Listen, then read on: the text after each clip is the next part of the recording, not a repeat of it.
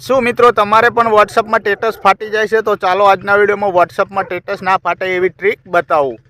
તો સૌથી પહેલાં મિત્રો તમારે વોટ્સઅપ ચાલુ કરી લેવાનું આ રીતે વોટ્સઅપ ઓપન કરી લેવાનું. વોટ્સઅપ ઓપન કરશો એટલે મિત્રો આઇકન જે ગ્રીન કલરનું આવે છે તમને મેસેજવાળું ઓપ્શન એની પર ક્લિક કરી દેવાનું. તમે એની પર ક્લિક કરશો એટલે ઉપર સર્ચનું ઓપ્શન આવશે. તો સર્ચમાં તમારે શું સર્ચ કરવાનું?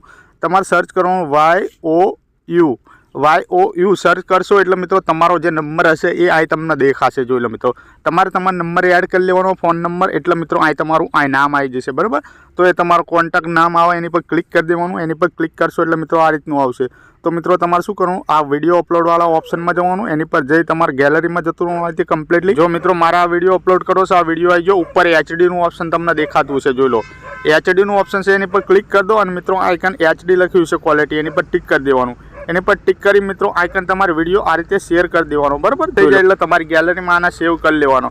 સેવ કરવા માટે તમારે શું કરવાનું? જોઈ લો મિત્રો, આ વિડીયો છે આ રીતે ચાલુ કરવાનો.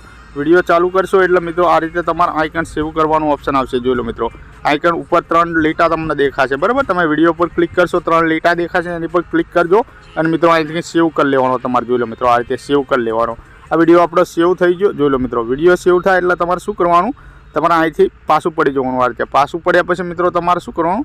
આપણે વોટ્સઅપનું જે સ્ટેટસ અપલોડ કરવું હોય એમાં આવી જવાનું. એમાં આવ્યા પછી મિત્રો આપણે જે વિડીયો સેવ કર્યો, હાલમાં આપણે જે વિડીયો સેવ કર્યો છે એ વિડીયો તમારે ફરી લઈ લેવાનો. આ રીતે એ વિડીયો ફરી લઈ લીધા પછી મિત્રો તમારે આઇકન તમારા વોટ્સઅપ સ્ટેટસમાં આ રીતે ચડાવવાનો. જોઈ લો મિત્રો, જેવું તમે વોટ્સઅપ સ્ટેટસમાં આ વિડીયો ચડાવશો એટલે મિત્રો આ વિડીયો જરા કંઈ તમારો ફાટશે નહીં, HD ક્વોલિટીમાં વિડીયો આવશે.